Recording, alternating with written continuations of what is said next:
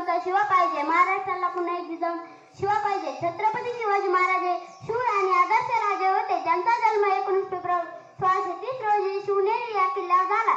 छत्रपती शिवाजी महाराज यांच्या वडिलांचे नाव शहाजीराजे भोसले आणि आईचे नाव राजमाता जिजाऊ होते.